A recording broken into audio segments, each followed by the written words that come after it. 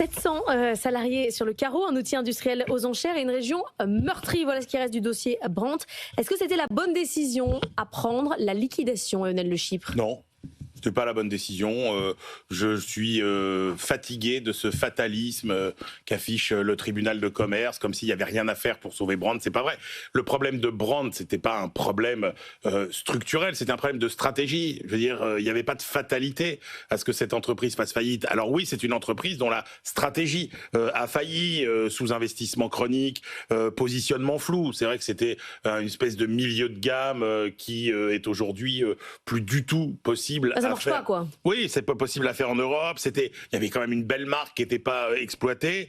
Et puis là, au final, pour le consommateur, c'est vrai, on disait pourquoi il faut acheter Brandt, mais il y avait beaucoup à faire pour redresser cette stratégie. Et d'ailleurs, il y a, je rappelle quand même, des entreprises en France qui produisent de l'électroménager de façon extrêmement compétitive, de façon extrêmement française. Seb réussit très bien. Donc il y avait une espèce de sébisation à faire avec Brandt. Alors on n'allait pas faire de Brandt le Tesla de la machine à laver, vous voyez, mais il y avait quand même des choses à faire pour monter en gamme, pour se spécialiser peut-être sur certains produits, pour mieux intégrer, par exemple, les dispositifs d'aide publique à la stratégie de la boîte, tout ce qui concerne les bonus réparation, les achats publics, etc. Donc oui, moi je pense qu'avec une stratégie pertinente, une stratégie nouvelle, Brandt aurait tout à fait pu résister en France. Oui, avec vous, Raphaël Legendre. Avec de bonnes marges, avec un marché en croissance, avec moins de prélèvements aussi, c'est sûr que Brandt aurait été formidable. Une bonne stratégie et tout ce qu'il faut,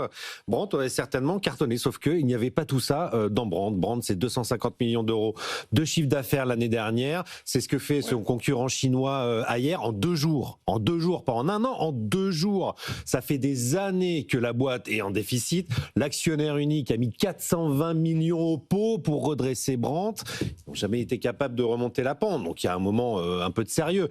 Et le tribunal judiciaire a eu tout à fait raison de dire mais on ne va pas rajouter en plus, on ne va pas prendre 1 000 euros à chaque salarié de Brandt pour aller dans une scope qui sera tenue par un industriel qui fait de la viande végétale, qui n'y connaît absolument rien à l'électroménager. Il a repris Tupperware là. Et dont Tupperware, Brandt, t'as fait la même chose, les frigos et les Tupperware. L'un va dans l'autre.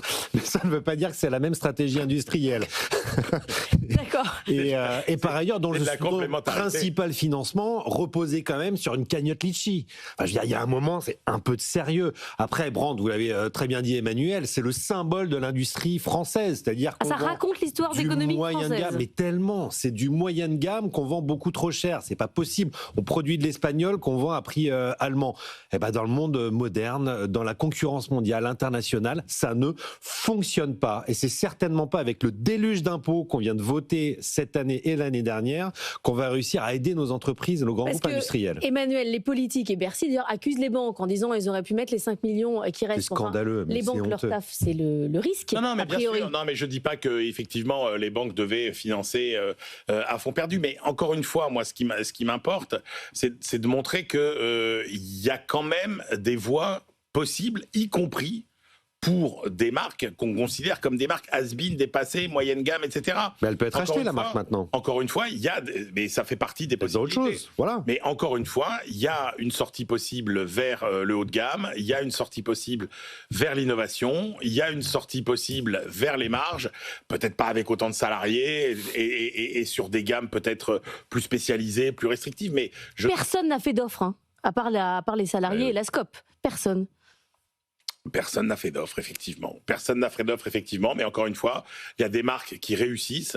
Est-ce qu'il fallait que Seb rachète la marque? J'en sais rien. Mais encore une fois... Mais vous y croyez à la réindustrialisation? Parce qu'à la fin, c'est ça quand même le sujet. Il y a 2 choses. Alors, si vous me demandez si je crois à une réindustrialisation massive, la réponse est non, pour une raison simple, c'est que jamais dans l'histoire, aucun pays qui s'est désindustrialisé n'a réussi à se réindustrialiser. Mais ça ne veut pas dire pour autant qu'il n'y a pas de marge de manœuvre. Regardez, moi je suis désolé, quand même, regardez ce qui se passe en France entre 2015 et 2022. On a quand même, à partir de la moitié du mandat de François Hollande et puis le premier mandat d'Emmanuel Macron, vous avez quand même on peut pas nier des politiques qui sont plutôt pro-entreprise, pro-compétitivité. Et ces politiques, elles produisent quand même quelques résultats. C'est pas un hasard total si on recommence à créer des emplois industriels à partir de la fin des années 2010. C'est pas un hasard si on ouvre plus d'usines qu'on en ferme pendant 3 ans.